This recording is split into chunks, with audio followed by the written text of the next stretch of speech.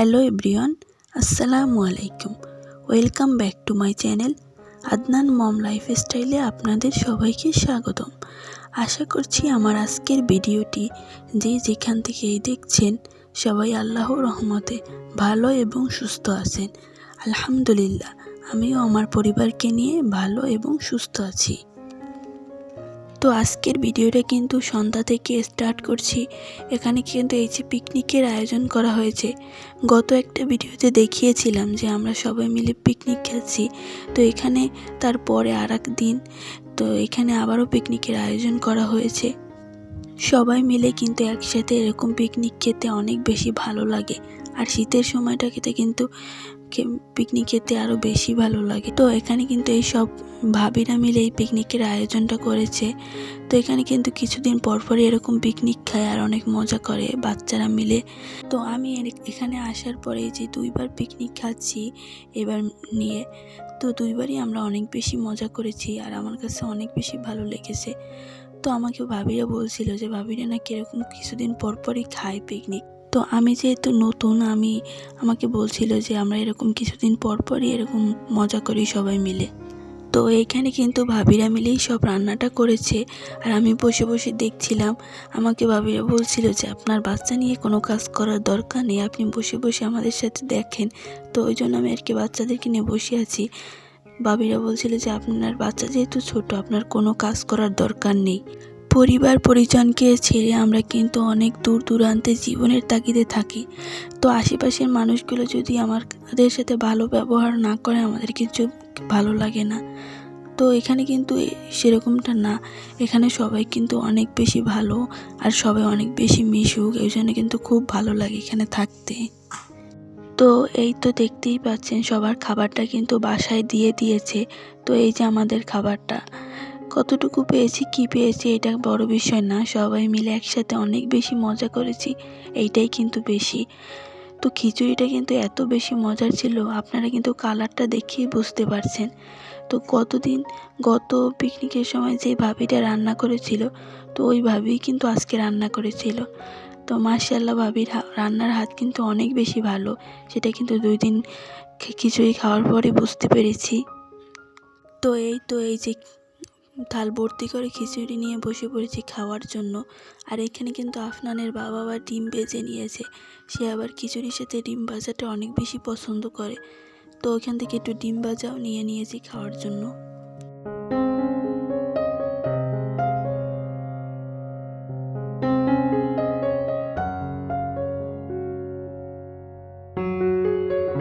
তো যাই হোক, খিচুড়িটা রান্না কিন্তু অনেক বেশি মজার হয়েছিল। তারপর মাংস রান্নাটাও কিন্তু অনেক বেশি মজার হয়েছিল, খেতে খুবই ভালো লেগেছে। তো বছর শেষে ডিসেম্বরের দিকে নাকি বাচ্চাদের যখন পরীক্ষা শেষ হয় তখন কিন্তু আরও অনেক বড় করে নাকি পিকনিকের আয়োজন করা হয়। তো আল্লাহ বাঁচিয়ে রাখলে যদি বেঁচে থাকে ইনশাআল্লাহ ওই ভিডিও আপনাদের সাথে শেয়ার করব। তো যাই হোক, এখানে ওই যে খাওয়া দাওয়া শেষ আর এখানে যে চিতই পিঠা কিনে নিয়ে আসছে।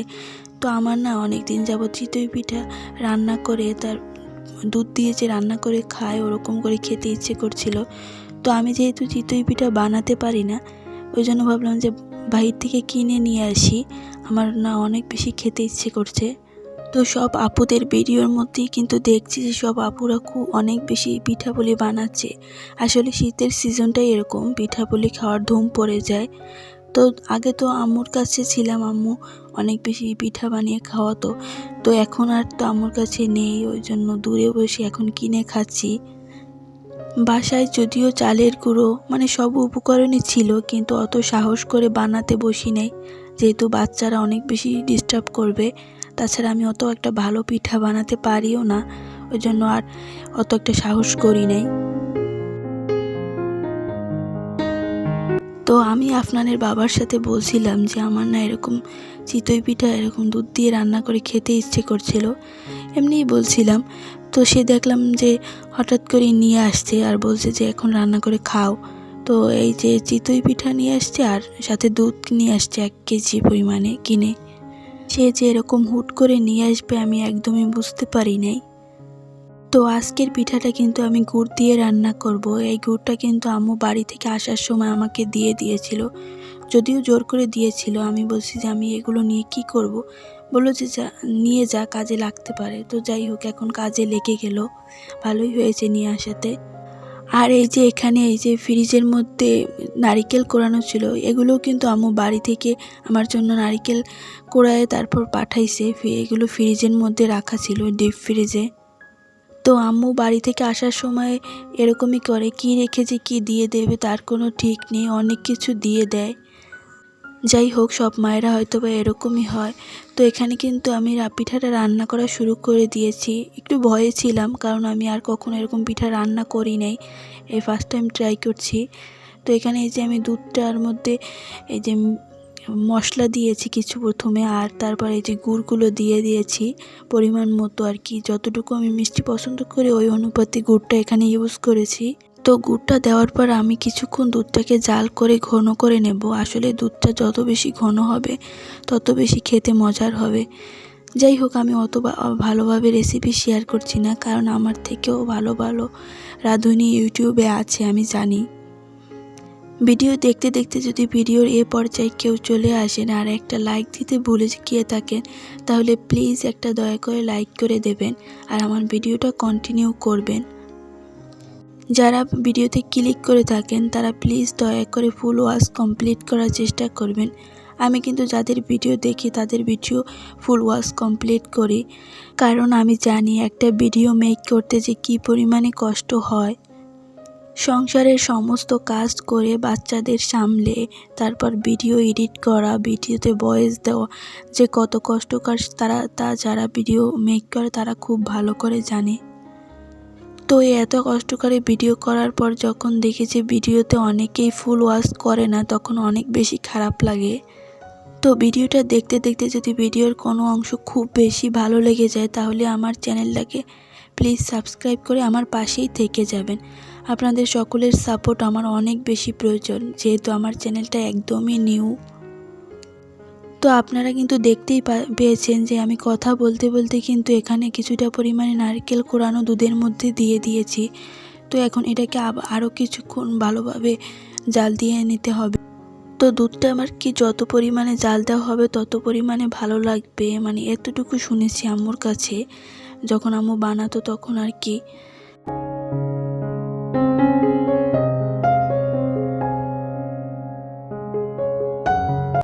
তো এখন কিন্তু দুধটা অনেকটাই ঘন হয়ে এসেছে, আর এখন কিন্তু আমি এই যে দুধের মধ্যে পিঠাগুলো দিয়ে দিচ্ছি।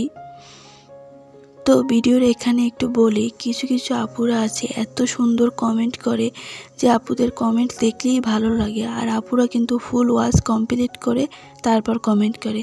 তা কিন্তু আপুদের কমেন্ট করার ধরন দেখলেই বোঝা যায়।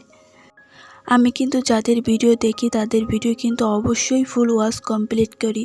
দেখা যায় কি, আমি যদি ব্যস্ত থাকি তখন আমি কিছুক্ষণ ভিডিও দেখে তারপর ভিডিও অন করে রেখে কাজ করি। এতে হয় কি, ফুল ওয়াচ কমপ্লিট হয়ে যায়, আমি দেখতে না পারলেও ফুল ওয়াচ কমপ্লিট হয়ে যায়। আসলে যাকে সাপোর্ট করব তাকে খুব ভালোভাবে সাপোর্ট করব, যাতে সে অনেক দূর এগিয়ে যেতে পারে। যাই হোক, অনেকগুলো কথা বলে ফেলেছি। কথার মধ্যে ভুল ত্রুটি হয়ে থাকলে কেউ যদি কষ্ট পেয়ে থাকেন তাহলে অবশ্যই ক্ষমা সুন্দর দৃষ্টিতে দেখবেন, কারণ মানুষ মাত্রই ভুল হয়। তো দেখতেই পেয়েছেন যে পিঠাগুলো দেওয়ার পর এখন ভালোভাবে জাল দিয়ে নিয়েছি, আর কিন্তু অবশ্যই হালকা হালকা করে নেড়ে দিচ্ছি, কারণ নিচ থেকে আবার লেগে যেতে পারে, যেহেতু দুধটা এখন অনেক ঘন, আবার নারিকেল দেওয়া আছে। তো ঢাকনা দিয়ে দিয়েছি, কিছুক্ষণ ঢাকনা দিয়েও জাল দেব। তো যাই হোক, এখন কিন্তু পিঠাটা মোটামুটি রেডি হয়ে গিয়েছে। এখন কিন্তু রাতের বেলা পিঠাটা বানিয়েছি। তো পিঠাটা কিন্তু আমরা রাতের বেলা খাবো না, এটা কিন্তু সকালে খাবো। তো এইটা হলো সকালের ভিডিও। পিঠাটা কিন্তু এখন একদম রসে টইটুম্বর, যদিও ঝোলটা একদম শুকিয়ে গিয়েছে। যাই হোক, প্রথমবার বানিয়েছি তো এই জন্য ওরকম একটা বেশি অনুভব করতে পারিনি, কিন্তু খেতে আলহামদুলিল্লাহ অনেক বেশি মজার হয়েছে। তো আমার বড় ছেলে খেয়ে অনেক বেশি মজা পেয়েছে। তো খাওয়ার পর ওর বাবাকে বলছিল যে বাবা আরও পিঠা নিয়ে এসো, আরও পিঠা আমি খাবো, আম্মু বানিয়ে দেবে। তো ওর বাবা বলছিল যে ও মজা পেয়েছে খেয়ে, ওর জন্য আবারও নিয়ে আসতে হবে, ওকে বানিয়ে দিও। তো দেখতে দেখতে আজকে ভিডিওর একদমই শেষ পর্যায়ে চলে আসছি। সবাই ভালো থাকবেন, সুস্থ থাকবেন। আল্লাহ হাফেজ। আসসালামু আলাইকুম।